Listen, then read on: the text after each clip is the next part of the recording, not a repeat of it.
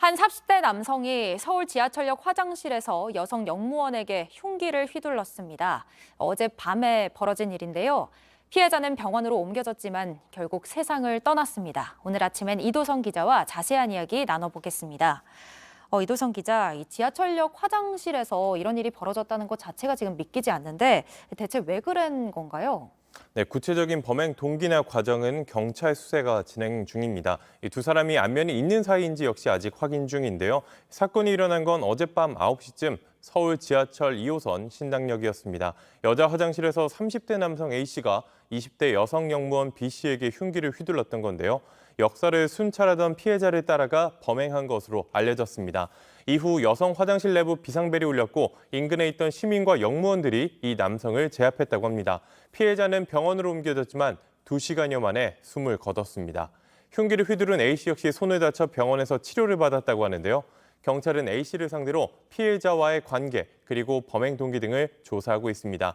경위를 파악하는 대로 구속영장을 신청할 방침입니다. 네, 아직까지 범행 동기가 밝혀지지는 않았군요.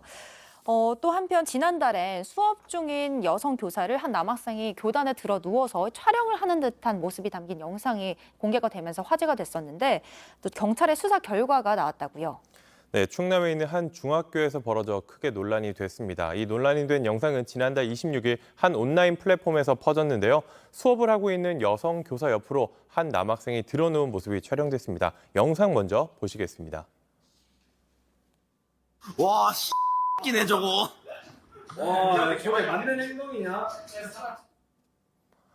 네, 교사가 칠판에 판서를 하고 있는 모습을 보니까 수업 중인 것 같은데 이 학생은 바닥에 누워서 충전기가 꽂힌 휴대전화를 교사 쪽으로 들이밀어 촬영하는 듯한 행동을 했습니다. 이뿐만 아니라 상의를 벗은 채로 수업을 듣는 또 다른 학생의 모습이 담긴 영상도 있었는데요.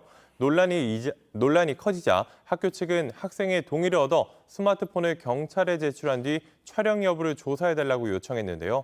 충남 홍성경찰서는 디지털 포렌식 수사 결과 교사를 촬영한 사진은 나오지 않았다고 밝혔습니다. 해당 학생 역시 휴대전화 충전을 위해 올라갔을 뿐 촬영하지는 않았다고 진술한 것으로 알려졌습니다. 경찰은 범죄 혐의를 적용하기는 어렵다고 보고 불송치 결정을 내릴 예정입니다. 다만 학교 측이 교권보호위원회를 열고 학생 3명을 징계하기로 했다고 하는데요. 영상에 등장하는 학생과 온라인에 올린 학생, 옷을 벗고 수업을 받은 학생 이 3명 가운데 2명은 중대 조치, 나머지 1명은 낮은 수위의 조치를 내렸다고 합니다. 네, 경찰이 송치를 하지는 않고 이제 징계만 따로 받게 됐네요. 마지막으로 전직 대통령 고 전두환 씨가 5.18 민주화운동을 왜곡하고 폄훼했다는 법원의 판단이 다시 한번 나왔죠. 네, 전 씨 회고록을 둘러싼 민사소송 판결인데요. 광주고법 민사 2부가 5.18 관련 4개 단체와 고 조비오 신부의 조카 조영대 신부가 전 씨와 아들 전재국 씨를 상대로 낸 손해배상 청구 소송 항소심에서 원고 일부 승소 판결하고 손해배상 책임을 인정했습니다. 1심과 마찬가지로 전 씨 측이 총 7천만 원을 배상하라고 선고했는데요. 회고록 중 왜곡된 일부 표현을 삭제하지 않으면 출판이나 배포를 할 수 없다고도 판단했습니다. 1심에선 인정되지 않았던 계엄군 장갑차 사망 사건 관련해서도 허위 기재라고 봤습니다. 전 씨가 5.18 경위와 무력 진압 경과에 대해 사실과 다른 서술을 해서 원고들의 명예를 훼손했다고 판단한 겁니다. 재판부는 피해자 행세를 하면서 진짜 피해자인 민주화운동 세력을 비난했다.